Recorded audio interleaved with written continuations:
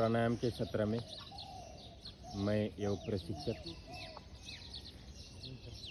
लाम दत्ता आपका हार्दिक अभिनंदन व प्रणाम करता हूँ।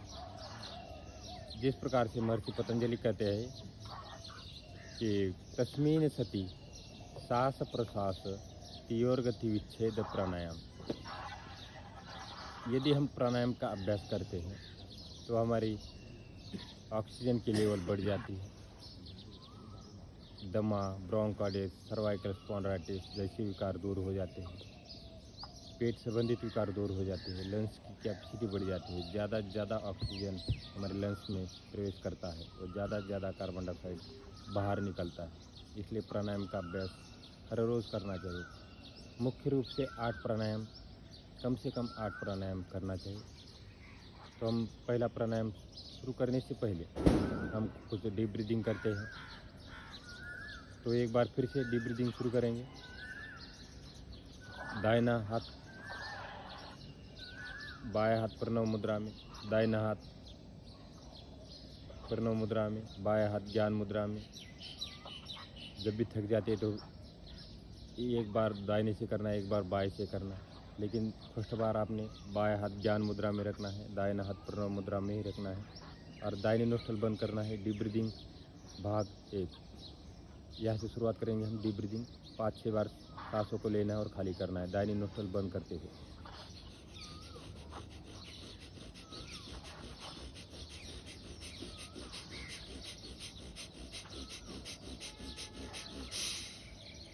अब यही अभ्यास दूसरे साइड से।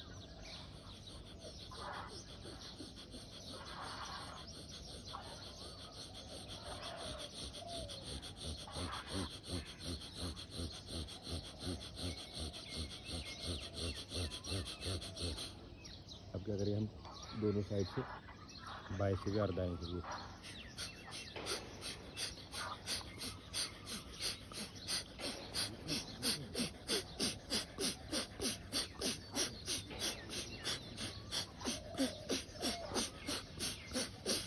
तीन अभ्यास हो गए।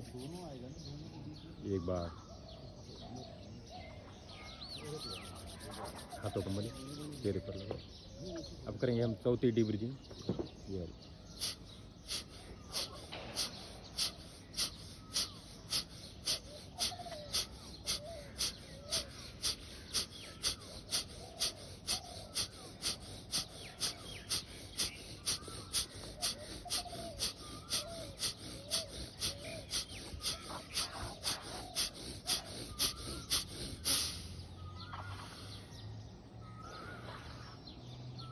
पांचवी डीप ब्रीदिंग आप साइड में करते हैं।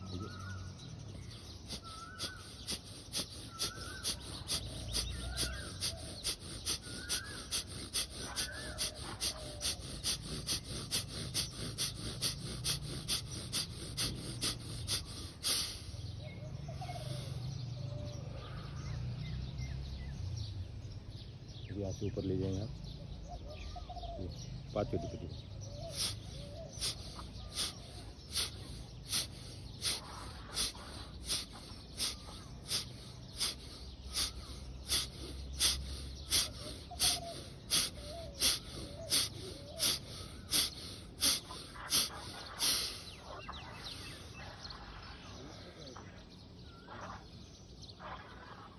हाथों को मले, चेहरे पर लगाए।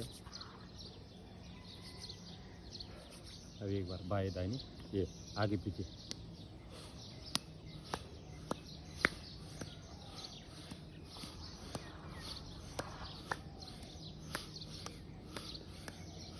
ऊपर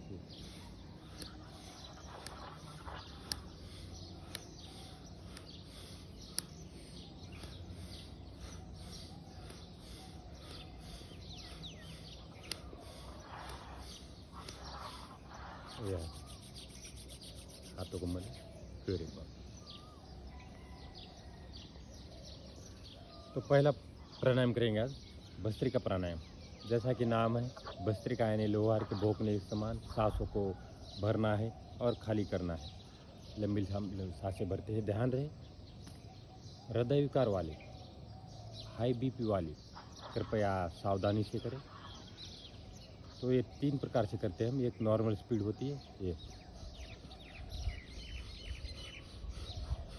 एक होते फास्ट, जो यंग स्टार है फास्ट कर सकते हैं, और एक स्लो स्पीड होती है। तो आपने नॉर्मल स्पीड से करना है, मैं थोड़ा फास्ट स्पीड से करूँगा। तो नॉर्मल स्पीड से आपने कम से कम 30-40 बार करना है, 1 मिनट में 30-40 सांसें भरना खाली करना है।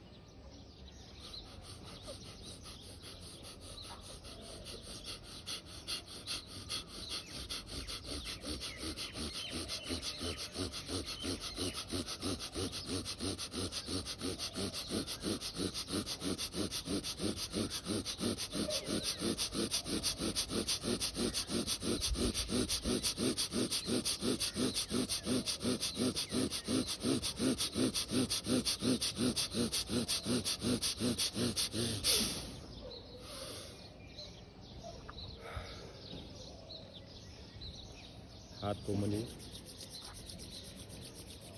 चेहरे पर लगाएं।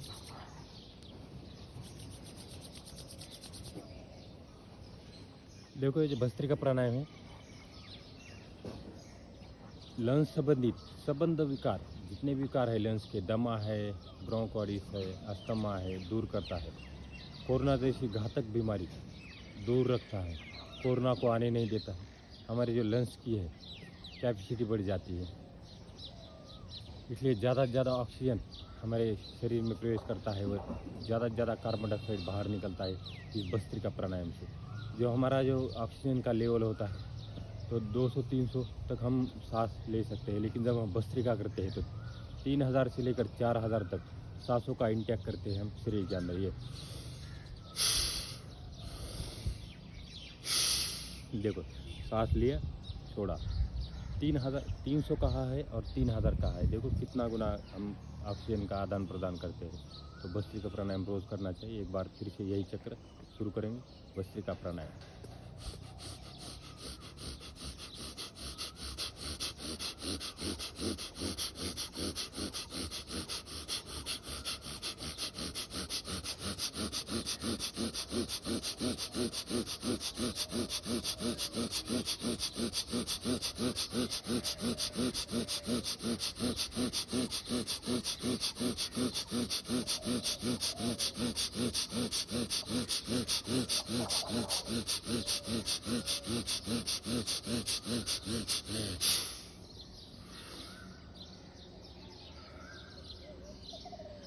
एक बार लंबी गहरी सांस लेना है नासिका से और मुंह से फूंक मारते हुए छोड़ना। हाथों को मलिए, चेहरे पर लगाएं।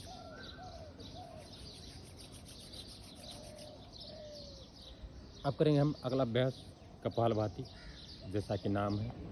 कपालिनी, चेहरे के ऊपर सुंदरता लाने वाला अभ्यास।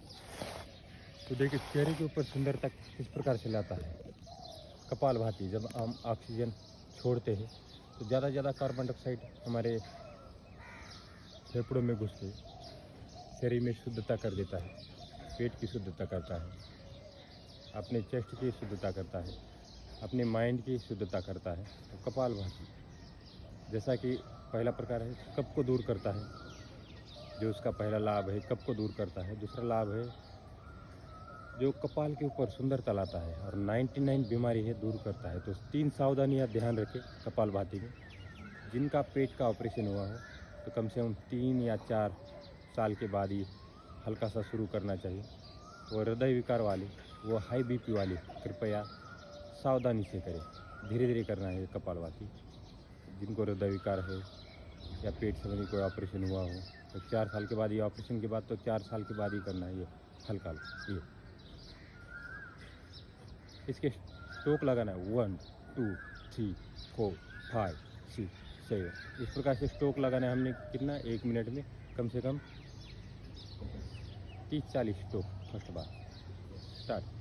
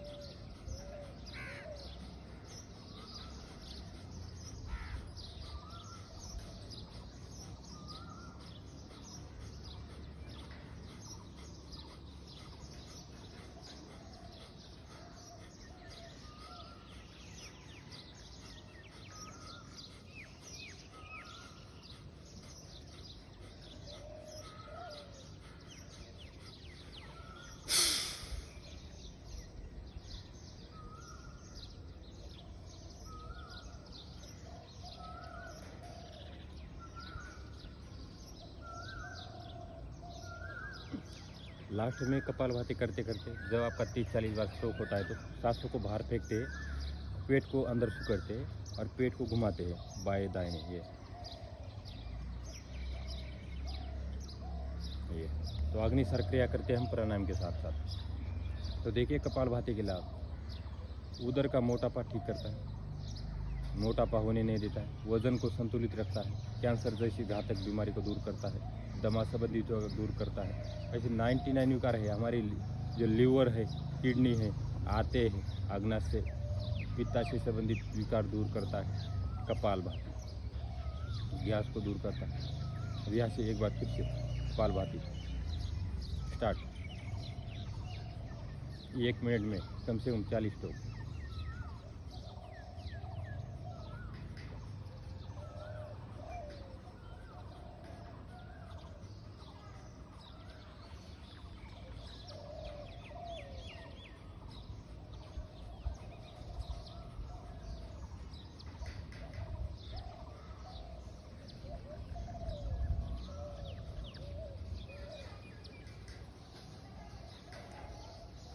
फिर लंबी सांस भरते हैं, छोड़ते हैं।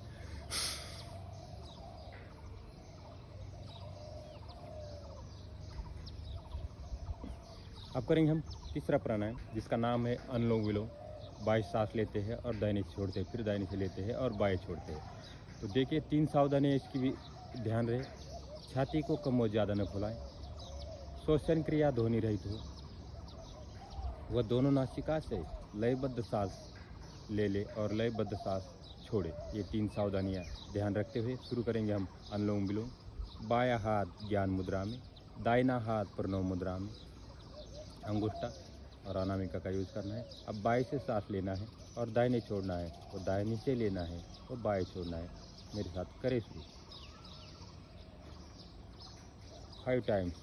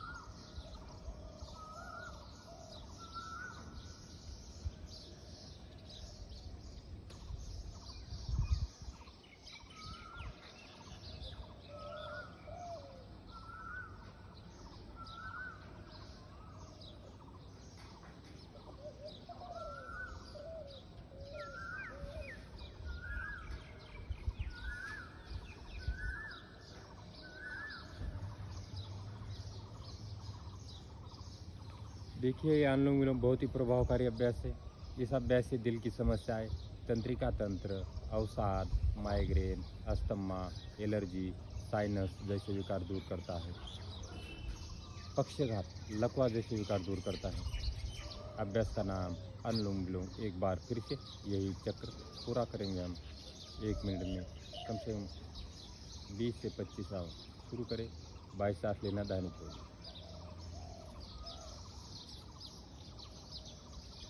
फिर दाहिने से लीजिए, बाएं छोड़िए। Inhale, left hand side, exhale, right hand side, right hand side, inhale, left hand side, exhale. सांसों की गति इस प्रकार से होना चाहिए। यदि कोई रुई का सूक्ष्म टुकड़ा नासिका के रखा जाए, ना हिले ना डूले, तो सांस इतनी गहरी और लंबी और ध्वनि रहित होना चाहिए। लंबी सांस लेना है।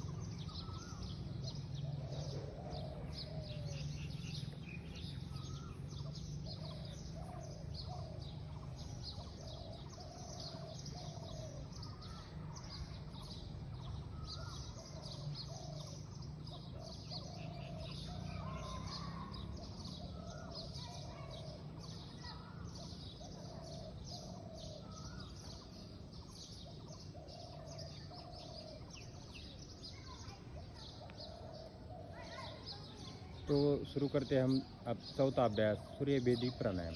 सूर्य यानी दाहिनी नोस्टल, चंद्र यानी बाएं नोस्टल। जो सूर्य भेदी प्राणायाम है, दाहिने से हम सांस लेते हैं बाएं तरफ, तो इसकी सावधानी है। तो सूर्य यानी तेज देने वाला, चंद्र यानी शीतलता देने वाला। अब यहाँ से हम सूर्य भेदी करेंगे, दाहिनी सांस लेंगे, बाएं छोड़ेंगे। इसकी सावधानियाँ ध्यान रहे, यह अभ्यास गर्मी के मौसम में नहीं करते हैं सूर्य भेदी प्राणायाम, और जिनका बीपी हाई रहता है तो उन्होंने भी ये अभ्यास नहीं करना चाहिए। तो ये 2 सावधानियाँ ध्यान रहे। उसके बाद करते हैं हम शुरुआत। दाहिनी से सांस लेना है और बाएं छोड़ना है, बस इतना ही याद रहे। दाहिनी सांस लेना और बाएं छोड़ना। हाँ, तो शुरू करें। 5 टाइम्स दाहिनी सांस लीजिए और बाएं छोड़िए।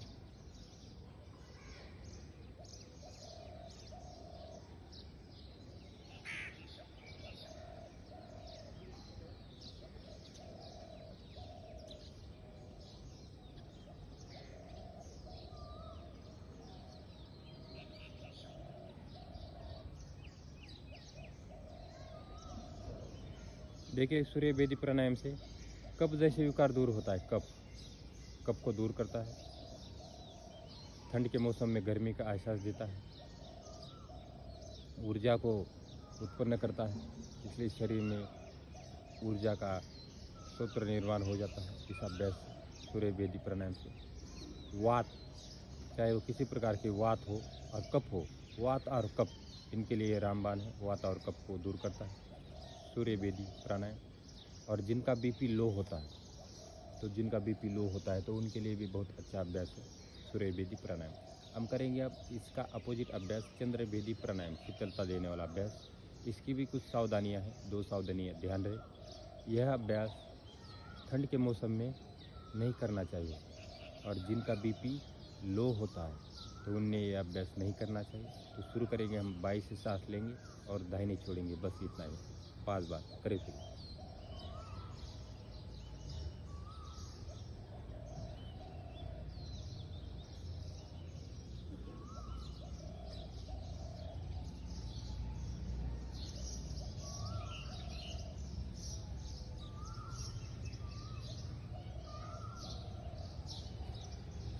देखो, ये चंद्र भेदी प्राणायाम जिनका बीपी हाई होता है उनके लिए लाभदायक है, जिनका बीपी हाई होता है। और जो वात, पित्त और कफ, ये 3 बीमारी है, तो वात और पित्त को और कफ को, ये जो दोनों प्राणायाम है वात, पित्त और कफ को ठीक करते। तो सूर्य भेदी वात और कफ को दूर करता है, और जो पित्त की बीमारी है ये है चंद्र भेदी प्राणायाम दूर करता है, पित्त की बीमारी। और जिनका बीपी हाई रहता है तो उनके लिए ये चंद्र भेदी प्राणायाम करना चाहिए।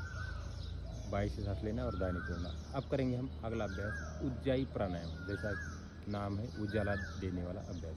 यहाँ से हम दोनों हाथ, अभी पहले ज्ञान मुद्रा में रखा था, तो हमने हाथों को नीचे की तरफ करेंगे, ऐसा घुटने की तरफ। अब यहाँ से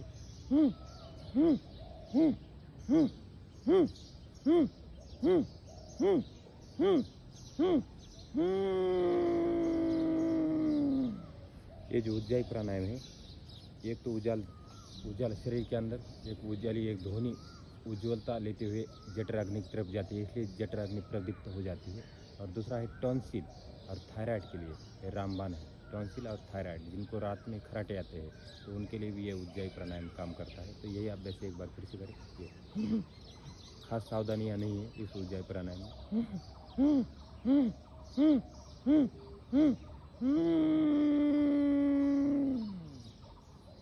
अब जब हम सांस लेते हैं तो हल्का सा सांस हो, दाहिने हाथ को हमने क्या करना है, दाहिना हाथ नोस्टल पर रखना है, अंगूठा नोस्टल में हल्का सा दबाते हैं, दाहिना नोस्टल, और बाएं से सांस छोड़ते हैं।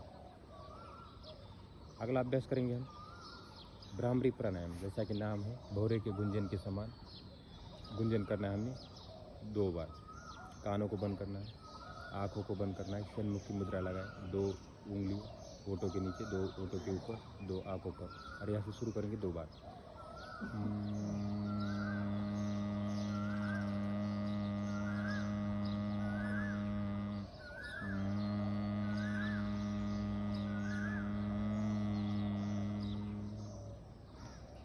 देखिए ये भ्रामरी प्राणायाम जिनको रात को नींद नहीं आता है तो उनके लिए बहुत अच्छा अभ्यास है। जिनका बीपी हाई रहता है तो उनके लिए भी ये भ्रामरी प्राणायाम बहुत अच्छा अभ्यास है। जिनको रात में जो लोग करवटें बदलते हैं तो उनके लिए 5-6 बार करो, बिस्तर में बैठे बैठे भ्रामरी प्राणायाम, तुरंत नींद आ जाएगी, गोली खाने की ज़रूरत नहीं पड़ेगी। अगला अभ्यास करेंगे शीतली और शीतकारी। ये देखो शीतली प्राणायाम, जीवा को बाहर निकालते हैं प्राणायाम के अंदर। ये शीतली है और शीतकारी है।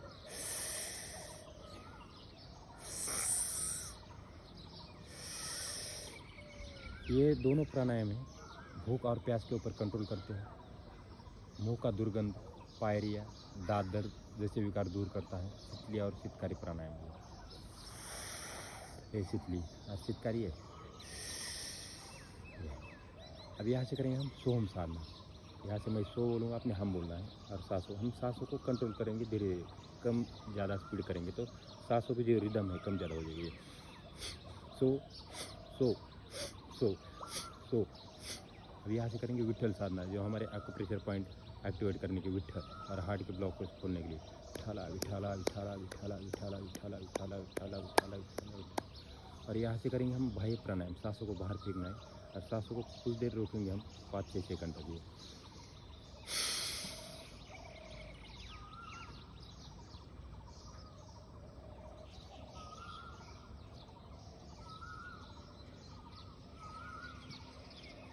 और आप करेंगे अंतकुंभक, सांसों को अंदर लेते हुए सांसों को बंद करेंगे। आप देखिए,